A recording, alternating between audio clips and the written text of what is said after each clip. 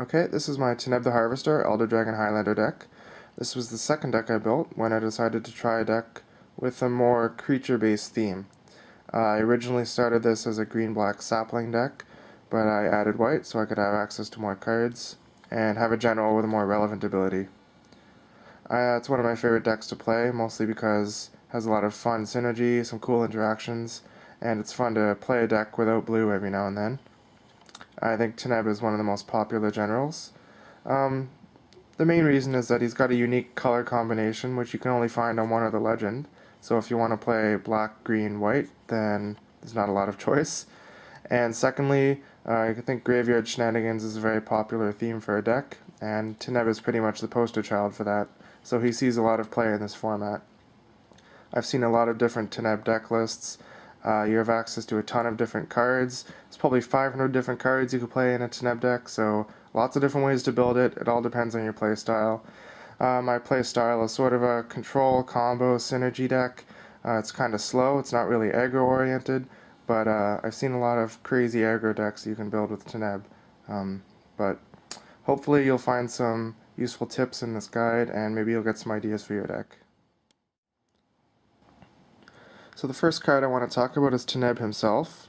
As the general, he's obviously important. First thing to note, gives you access to 3 different colors. That's great because you have some versatility, you'll be able to cover all your bases. White will give you the best sweepers, green will give you the best mana ramp, black will give you some great card draw, and all 3 colors will give you access to graveyard tricks and tutors, which are all really important to this deck. Next thing to note is his ability, which is a graveyard recursion engine. Basically, this deck is going to want to fill its graveyard up with resources and find a way to recur them somehow, so Teneb is a built-in way to do that. Last thing to note, he's a 6/6 flyer for 6 mana, which makes him a really efficient beater, and he deals general damage, so he can end the game in 4 swings, maybe 3 if you can pump him somehow. I think that's really relevant because it means you don't really need to add as many beat sticks to the main deck. If you've always got a 6/6 flyer available to you, he's a pretty good win con, and you don't need to add too many other cards like that to the deck. So next I'm going to go through all of the creatures in the deck. This is what the mana curve looks like. It's sort of an even distribution straight across. I'm only running about 26 creatures in the deck, including the general.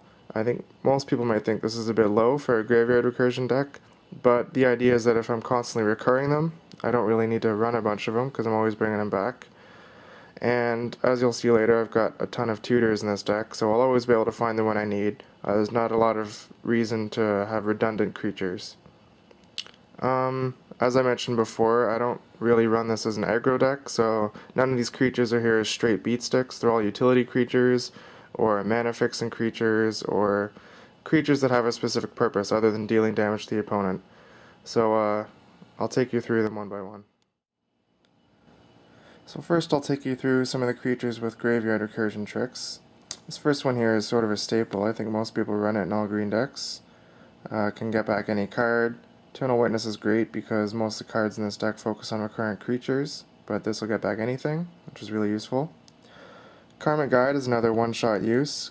Comes into play, recur a creature, which is really good, but it's also kind of cool because it has Echo, which is optional, so if I want I can let it die. And any creature that can kill itself is always useful because once it's in the graveyard it can recur it, get its ability again, and Karmic Guide is part of a combo, which I'll go through later. Next we have some creatures with reusable graveyard abilities. Nezumi Graverobber is pretty cool because every deck should have some graveyard hate. It's really important, especially against this deck, for example. But it's also cool because once you flip it, you've got access to a reusable reanimator ability, which is really handy. So basically this card serves 2 purposes in your deck. Genesis is great because once it's in your graveyard and it starts recurring stuff, it's really hard to get rid of.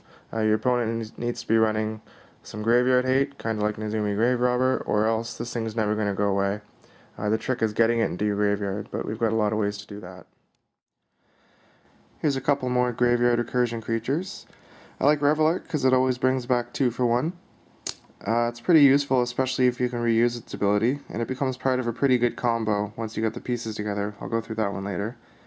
Sun Titan is great because it pays immediate dividends, getting something back right when it comes into play, and then every single turn unless your opponent deals with it. It's also good, like I said, with Eternal Witness, because it brings back not just creatures, but other permanents as well. And as you can see, some of the most broken cards in this deck are enchantments and artifacts, and these are the kind of cards that get hated off the table right away. So if you can bring them back, then that's really useful. Pernicious Deed is especially fun with Sun Titan. Fun for me, at least. And the reason I'm showing these two together is because they've got some restrictions on their recursion. Sun Titan requires the creature to be 3 mana or less, and Reveillark 2 power or less. So because of these restrictions, this sort of determines which creatures I choose to put in. Whenever I have to choose between two creatures, I'll always choose the smaller one, because it works well with these two cards. Next I've got some creatures from Mana XL. Mostly I only play creatures which put the land directly into play. A lot of Teneb decks like to run Yavimaya Elder and Corrosion Tusker and cards like that. I'm not a big fan because they don't put the land right into play, and it really doesn't help you excel. First we've got Sakura-Tribe Elder. Always a good choice because it puts the land right into play, and because he kills himself when he does it. Like I said earlier, any creature that can put itself in the graveyard is really useful. Solemn Simulacrum, always a good choice as well. Some good card advantage. And these two right here are pretty much the same thing. Wood Elves and Yavimaya Dryad. They put the land right into play, and they both search for a forest rather than a basic land. That's pretty useful since a lot of my dual lands have basic land subtypes, so these basically excel and fix my mana. So I'm a big fan of these. A couple more excel creatures. These ones are going to help me gear up for the end game by getting a ton of lands out. I think Oracle of Mul Daya is a bit underrated because most people just don't realize how good it is to play lands off the top of your deck. Basically ensures that your draw for turn will almost always be a non-land, so it's kind of card advantage. At the same time, you're getting a ton of lands. I like Primeval Titan a lot because it can get any land out of your deck. And as you'll see later, a lot of the lands in my deck do more than tap for mana. Just to give you an idea, I could get Valras Stronghold and Phyrexian Tower, and that's an immediate recursion combo right there. Or I could get Corrosion Verge and Temple of the False God, which will basically excel me by 4 mana right when I play my Titan. So this thing's really strong. One of the great advantages of these colors is all the tutors you have access to, and a couple of my creatures give me access to tutors. Fauna Shaman, basically a survival of the fittest on a stick. It's not bad. I've got a lot of utility creatures, and it's nice if I can tutor up the one that I need for the right situation. Dimir Houseguard, this one's really cool. First of all, it has Transmute, so I'll show you the forecast and cost cards in my deck later, but it basically gives me access to a ton of different stuff. And also it has this useful sack outlet. It's the only card in the deck which basically gives me access to a sack outlet without paying any mana, without having to tap it. So it's actually the only card in the deck which works with a certain combo that I'll show you later. And then Graveborn Muse here. It's one of the creatures in this deck that gives me access to card advantage, and it really sort of fits the theme, which is slow and steady card advantage without posing too much of a threat, so I'm a big fan of this one. A lot of creatures in this deck are here just to kill my opponent's stuff. I'm going to stop him from getting too many creatures, I won't let him keep his general on the board, I'll stop him from putting together his combos, and I'm going to blow up his mana sources. I think that's basically what makes this a combo deck, because I'm going to keep recurring these, and I have tons of ways to tutor them up, so I'll always have an answer for whatever my opponent does. Both these creatures are good because they sacrifice themselves to destroy permanents. Like I said before, it's great to have creatures that can kill themselves. Qasali Pridemage is useful because it's one of the most aggressive creatures in the deck. It comes down and starts swinging for 3, but also it deals with first turn soul rings. Necrotic Sliver is interesting because 6 mana is kind of a lot to pay for Vindicate, but because it's on a creature and because it works with Reveillark and Sun Titan, there's a lot of potential to recur this, so it's actually worth the cost.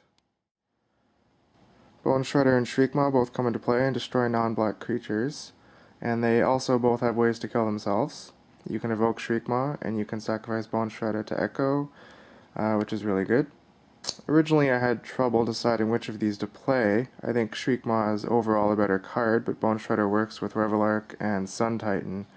Eventually I just decided to run both though.